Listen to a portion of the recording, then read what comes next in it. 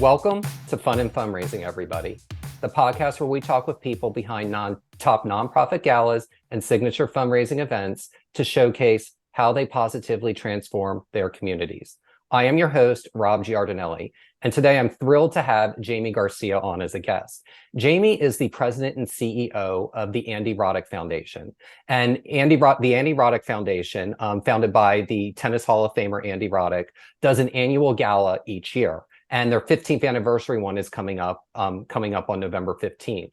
So I figured it would be a great opportunity to talk with Jaime, also to kind of celebrate, 15 years is a great milestone, and not a lot of fundraising galas are able to do that for a sustained period of time. So with that, Jaime, welcome. And I am so excited to have you as a guest today. Well, thank you for inviting me and the interest in the foundation. And yes, we're very fortunate to have one of our biggest fundraisers. It's kind of a signature event here in Austin, and it's a lot of fun, but there's a lot of purpose with this foundation's work.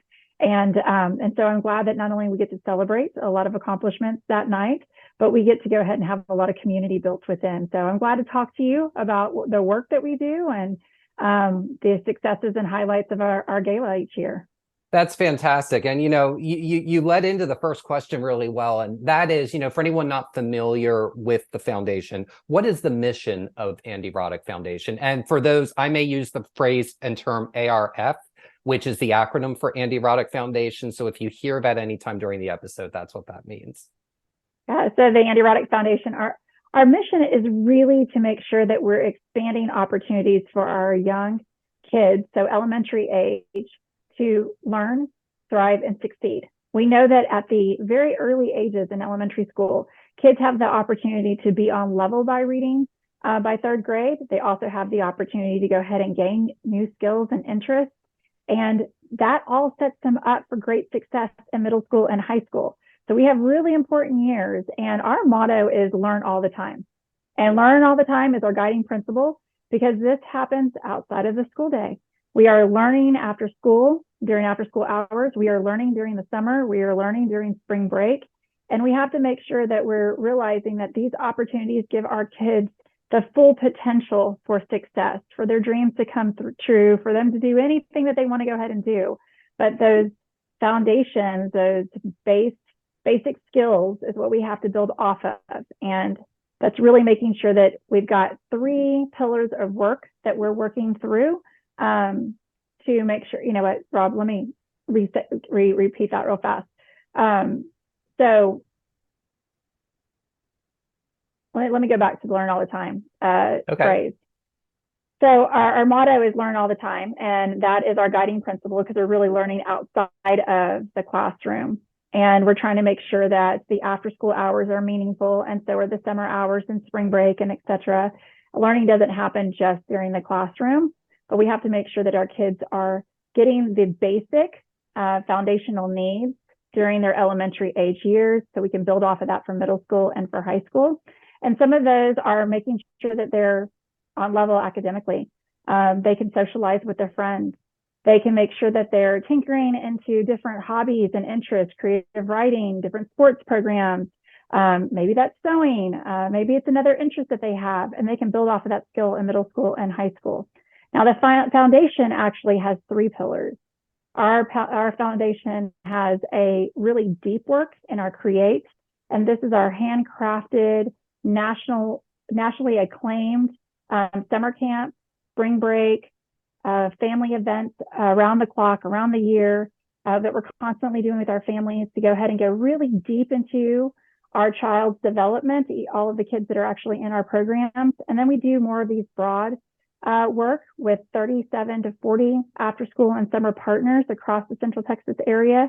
We provide them funding, we provide them tools for them to go ahead and boost quality and also prove impact. And we work with them to go ahead and collect data and really make sure that we're saying, like, why does after school matter? Why does summer matter? And then the last pillar is our impact, and that's us making sure that we're lifting the voices of our kids, of our parents, so we can raise awareness of how important the work is, and we can go ahead and start sharing this work and the data with our city officials, obviously local officials and state officials. So One thing to really note about the foundation's work is that we remove financial barriers. Our program services are all free of charge to our families because we don't want anything to stop them from becoming part of the work that we do. And because of that, intentional work that we do, so going in deep, we're actually outperforming, our kids are outperforming their peers in science, math, and reading. You see improvement in their STAR testing. You see them also having fewer days absent at school and making sure that they have also, we have data that supports that they're growing with self-confidence and resilience and a sense of belonging. So overall, it simply, wouldn't be possible to achieve our work and the mission that we are trying to accomplish every day if we didn't have very generous supporters. That's fantastic. And, there's a couple of things that you talked about I definitely want to hit on. And one is you talked about confidence with children. And when you're confident in something, it's going to, show up more broadly in your life. So I love how the program and the free programs that you offer for children after school, it conveys to testing and it conveys to education because the children are more confident because they're getting to pursue stuff that interests them and showcases and handles their passions. And I just think that's I just think it's really wonderful that you all do that. Well, Rob, the foundation is Andy Roddick's work really started with the fact that he was so young when he picked up a tennis racket, and it gave him confidence. It allowed for him to become his own person. And that's what he sees for these children that we are actually, working with during the summer hours and the after school hours is it might not be tennis. It might be creative writing. It might be something completely different. But we need to go ahead and start working on building that confidence and introducing those type of skills to our kids. That's why a lot of our work is also around engineering, STEM work. You just never know what kids are going to pick up. But if the opportunity is not there, then that's a loss for them because they were never introduced to something that could have had such an interest and sparked something.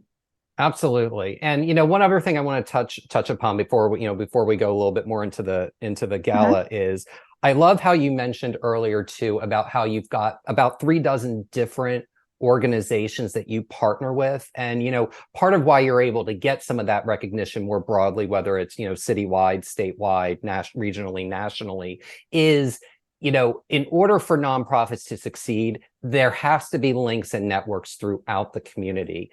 Talk a little bit more about, kind of the secret to creating kind of a good network where, your nonprofit is the hub for all the other tentacles that, you all are able to reach because you do partner with them. Well, I will say this. I've been part of this network for a number of decades. And one of the big pieces is community work. So the Andy Roddick Foundation staff work hard to make sure it is not us telling our partners what it is that they need or they need to go ahead and do for success or for quality improvement. It is us actually being that source to pull everybody together and make sure that we've got voices in the room that can say or can contribute to our next, efforts. One where we just released last week our quality practice guides. And this was, 10 people from our organizations that we work with that were selected that worked on this for over a year to go ahead and say, what are the 4 most important components if we want quality in any program that takes care of kids after school or summer? So it's not the foundation doing the work to go ahead and say, this is what you need to do. It's all of us coming together to share our voice, make sure that we are aligned together so we can contribute to high quality programming across this entire city. And I also think it's really important too, is sometimes, and I will say, without the network, you're not going to have celebrations. You're not going to have 2,000 after school summer professionals coming together to go ahead and celebrate the work that they've done all year long. It almost seems like, you're in one location and you're just doing your own thing solo in Southeast Austin, when really you're part of this bigger picture, right? We're all contributing to the community and to our young kids' success. And so the network, we also allow for these intentional celebrations each April to go ahead and celebrate. We call it Breakfast of Champions. So celebrate the work that they're doing. It's an award ceremony, really trying to go ahead and put a spotlight on the best center staff that are out there, managers that are out there, sharing impact stories with each other. But yes, it's definitely something that if we're trying to go ahead and go broad and keep an opportunity for any child to choose any after school program or summer program out there and know that it's high quality, you need a network like this in order to support it. Fantastic. And I want to touch upon something that you talked about in that last answer, and that, you've been involved with nonprofits for a minute, let's just say. So you have a wonderful breadth of experience. And I know you joined the Andy Roddick Foundation about a year ago. What made you decide to join this organization? Because you sound really passionate about it. So I'd love to understand, why this organization, where your passion for after school programming comes from. Well, I'll try to make a long story short, which is, I was on my path to had my pre-med degree plan at UT, and then shifted to have an after-school position. So just a part-time position while I was going to college. And in that, I found really this beautiful present that I had never even realized was there, which is how much an adult can contribute to a child's success. Just being there in the afternoon, how much I could actually build friendships among other children. Like they connect the two together, make sure that they was helping them with their homework. I'd see that parent run in at the very, very last minute and say, okay, I'm here to get my child. And I really saw the fact that I could go ahead and tell them, like, her homework is done. And she was able to go ahead and meet with her teacher also and start sharing this. And you just saw the relief on the parent. Like, I don't have to do this. I still have to go home and cook dinner and bathe the children and everything else. I really saw the difference from the very beginning, from I was 18, of the impact I was making. And so with that, I pursued this career in education and continued to do this work. ARF, they've always been doing fabulous work. You know them because of the high quality programming that they've been delivering in the city. And like I mentioned before, it is all free of charge. They have removed the financial barrier. So previously in my other position, I was constantly raising money to make sure that we had a sliding fee scale opportunity for kids, because I never wanted for a parent to say, I can't afford it, so my child can't attend. And so ARF spoke to me with so many pieces of their work. Again, this building this community across all the providers to say we're in this together, because there's plenty of kids to go around. For every child that's in an after school program, there are 3 more on our waiting list. We all need to succeed in order for us to go ahead and serve more children. And then also the quality of work that the Andy Roddick Foundation has been doing has always been a highlighted in our community. And so, yeah, the passion has been there for a lot of years, but I will say it's easy when it's the dedication to the child's well-being, when you can truly see that you're bridging this learning gap and you're aiding in a child's trajectory to successful, young adults. That's what you're trying to do. We want all children to be able to go ahead and have the opportunity early on to be able to gain all these skills. So when they're in middle school and high school, they're knocking it out of the park. And you don't want any barriers to be in the way just because they happen to be in a community that has less opportunities. That's really great. And I love how you explain that just so articulately, and you could just sense the passion underneath of, it really is what you all are able to provide. And obviously, like you said, for everyone, there's 3 more on a waiting list, but for people that you're able to touch and reach, that it can really just so profoundly and positively impact them is really it's fantastic that you all do that. And I know that we had talked about how you joined about a year ago, and this, I think we'll use this as a little bit of a segue into the gala. So before we hopped on the air here, you had told me you had been with the organization about 6 weeks before the gala last year. So, talk a little bit about, how, having the gala and the signature fundraising event, how it helped you really create some good introductions with strategic donors and other strategic partners, because you had this really big coming together right after you began with the organization. Well, first off, I will not shy away to say, yeah, that's intimidating, right? You're going to have to go ahead and pull together a speech in front of, 400 great supporters and tell your story. And also, most importantly, really make sure that you're telling the impact of the foundation. Since I do know that the work is so important, and I do know that this is our largest fundraiser, and I'm sitting in a room with people that truly do understand and recognize the importance of the work, it made it a lot easier for me to go ahead and say, I'm not trying to convince anybody. We're all here because we're trying to make sure that opportunities are out there across our entire city. So I think it's really looking at it for the gala as a way of celebrating the work that we have been doing this past year and really making sure that we're using that. I was telling you earlier about the Breakfast of Champions and really using that as an opportunity to bring in our partners and celebrate their work. Well, here's our chance to go ahead and shine and make sure that we're celebrating the work that the Andy Roddick Foundation has been doing for the last year, the past 10 years. And then with that, go ahead and receive donations to continue and further that mission. And that's really important too, is making sure that you're articulating what future goals that the foundation has, because that's what we're all working towards, is give our very best to these children, but also make sure that we're connecting with each of the individuals for them to more deeply understand the work. This is an opportunity where you're hearing it first in person, and it's not through a newsletter, and you can do a more personal presentation of the work. They can also meet the staff.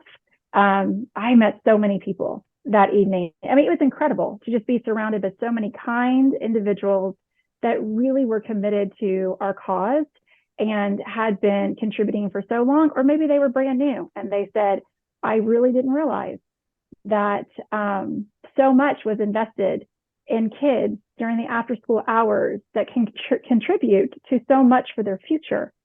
And so sometimes it's kind of one of those things where it's a large crowd, it's a gala, but there's so many opportunities to go ahead and have these personal conversations that really impact the overall work and make sure that the supporter understands the work that they're contributing to.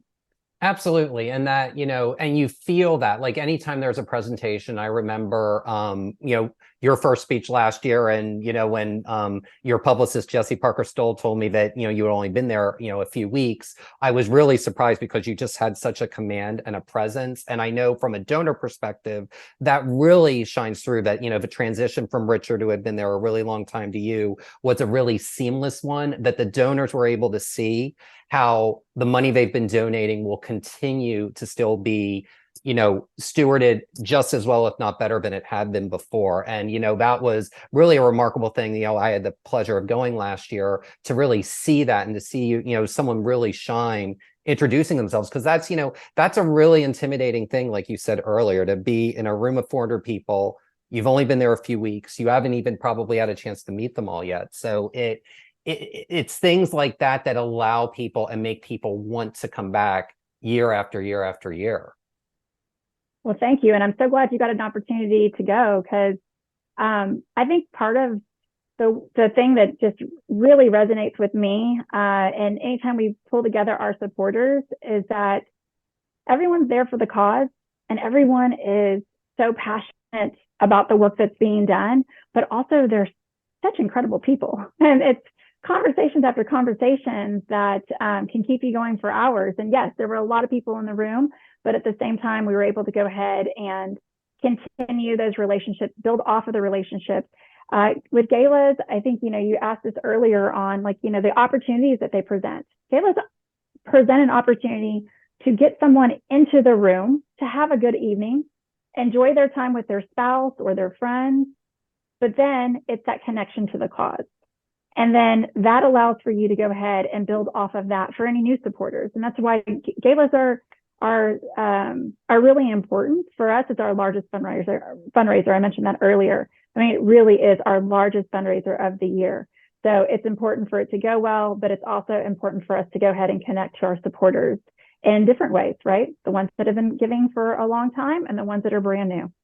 Absolutely. And, I want to talk about the devotion, because one of the things that I have always enjoyed about the Andy Roddick Foundation Gala is it is it's never on the same night of the week. It's on different nights of the week, depending on when it is. And it's fun to not know, it's going to be on this Friday, whenever it may be, sliding a couple of months apart, and it's on different nights of the week. But the fact that people still show up, whether it is on a Saturday or a Sunday or a Tuesday or a Wednesday, really is incredible. And I think, to me, that it really helps create a following, but also one thing that it allows you to uniquely do as an organization, it allows you to keep the event fresh and kind of keep the donors on their toes. So talk about how you feel that, kind of shifting that day, the day of the week around, really does allow the donor base to kind of be livened and excited, to go to it every year.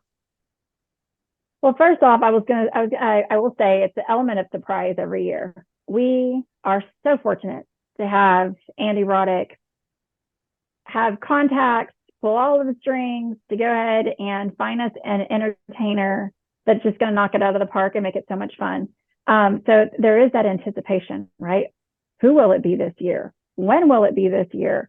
Yes, will it be on November 15th, a Wednesday night, which is where we're landing for 2023. And you're right, there's an element of freshness. Like, this is going to be very different than what we experienced last year on a Saturday night. So I think that that's part of what makes this so fun, is because, whether you're talking about, Elton John or Leon Bridges, like, you just got a surprise every single year.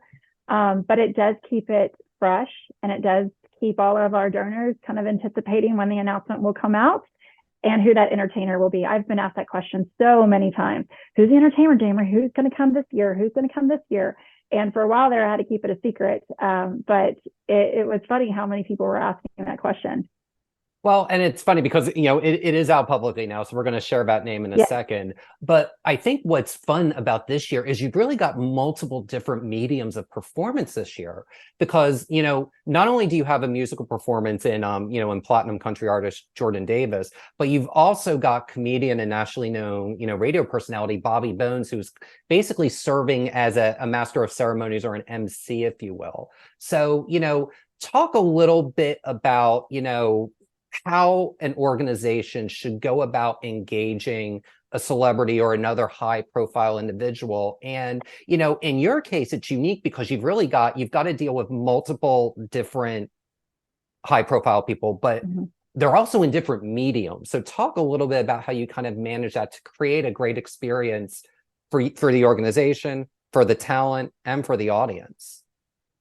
Well, first off, I will say, when you're choosing a celebrity or a high profile, individual, it's important for their values to align with the nonprofit's mission and goals. Like, when you look at Andy Roddick, and he says, like, when people hear my name, I hope they don't think of tennis. I really do hope that they're thinking of the kids whose futures are filled with possibilities from the work that he's been doing.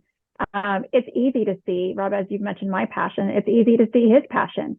So when you're trying to go ahead and match up the work that you're doing and what celebrity you're going to use, you really need to go ahead and be aligned with the values that they have and your mission that you're actually, for your nonprofit and the goals that you're setting. It's also important for everyone to realize too, celebrities are people, they're individuals. They have their own priorities, their own family priorities and commitments. They have other businesses, right? So there is going to be a need for patience and being respectful of their calendar. And this speaks to why we never know the date, is also because we have to make sure it works for the performer. And where a performer will say, hey, Andy, we'll give you November 15th on a Wednesday, that works best for their schedule. And we have to go with that too, right? So it's making sure that we understand the process is more than just our needs. The process has to do with also their priorities and their commitments. And we're focusing on committing an actual mutual partnership. I also think it's important too, like it's in our DNA to go ahead and really make sure that like every child is seen and heard. That's why we have like really small 1-to-6 ratios for our summer camp programs. And with that, you've got multiple artists here. You've got Bobby Bones and Eddie who are going to go ahead and do Raging Idiots. And it's going to be so much fun. And they're in the middle of a tour right now, and we get to jump in as part of that tour. And then you've got Jordan Davis, who is just like knocking it out of the park. I mean, it's constantly winning awards, and he's just on the up and up. And so it's really making sure that we can have space for Andy and for Bobby and Eddie, and then also for Jordan Davis, and allow for each one of them to shine with their allocated time. But, you know, working with 2 different entertainers this year is the first time we've ever done this, which I think is going to make it even more amazing with the gala this year, because we are going to have a variety of a show between Andy speaking, and then, you know, Bobby and Eddie, and then also Jordan Davis. I mean, it's going to be fun. It really will be. And, you know, I want to touch upon, you know, something you said about Andy. And, you know, a lot of people are like, okay, here's a high profile name. Here's someone who's at the top of their game. Their nonprofit gala is automatically going to be successful. And I'm here to tell you that's not the case, because there's plenty of celebrities who have causes, but unless the person whose name's on it is really showing up 150% and really working the room. And I've gone to that enough times over the years to know how to watch and see how Andy really personally engages with the donors all throughout the night, not everything from the meet and greet till all the way whenever the musical headline act is. That's a really important thing to get those dollars. So just because a celebrity or a high profile person is there or is coming in, you have to have the passion behind it to make sure that it is a success. And it'll be we're going to have to like wind Andy up this year between all those different elements and all those different performers. He's literally going to be like a pinball throughout ACL. And that's actually the next thing I want to talk about, is the space that you all are holding this event, which is ACL, which is in downtown Austin. And it really is a unique, one of a kind space, I think, to hold a gala, because not only is there the gala itself, but there's also people that can sit just for the performance. So talk about how that allows you all as an organization to really, really reach wide ranges of the community and really kind of create that whole community environment. Well, first off, we are very, very, very excited and thrilled to be back at ACL Live. It is the first time since we've been there before the pandemic. That's the last time that we were there. And so it's like coming home. This is where we've had our galas. Also, you're mentioning earlier about like Austin is different than Dallas, and it's all, uniquely set up. ACL Live is a well-known venue here in Austin. It's exciting to anybody who gets to go. It has a lot of community pride in it. For anybody attending from Austin or surrounding areas. It also offers a very warm and engaging environment, where, yes, we're going to have balcony and mezzanine attendees on the top level, which still gives a beautiful view, like a wonderful close view to the entertainment, which I will say that those are pretty much all sold out. We've only got a couple of rows left, so that's exciting, and we're not even for a couple of months away still from the event. But it also, when it comes to the gala and the audience that's going to be below on the floor, it still keeps it very, very close and allows for us to go ahead and circulate and talk to each other and continue to build this community and have these connections. So for so many reasons, ACL Live Theater is just a wonderful opportunity for us to go ahead and, again, share our story to where we're not on the stage real far away from everybody and they can barely hear what we're saying. It's going to be a very intimate, setting. It's small, it's engaging, and it allows for us to go ahead and make everyone feel as though they have front row seats to this event.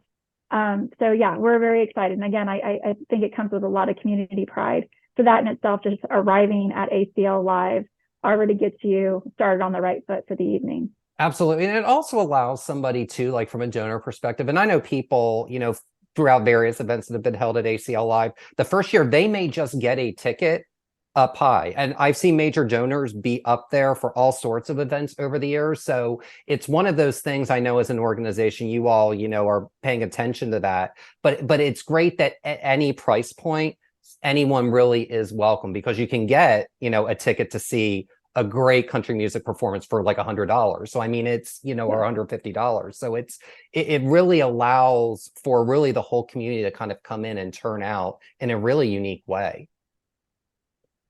Yes, that's very well said, and I agree. I mean, last year we didn't have the opportunity to have a balcony mezzanine because we were in a different location, and I feel like I enjoy sharing right now, like to more individuals. Just grab a ticket, and join us.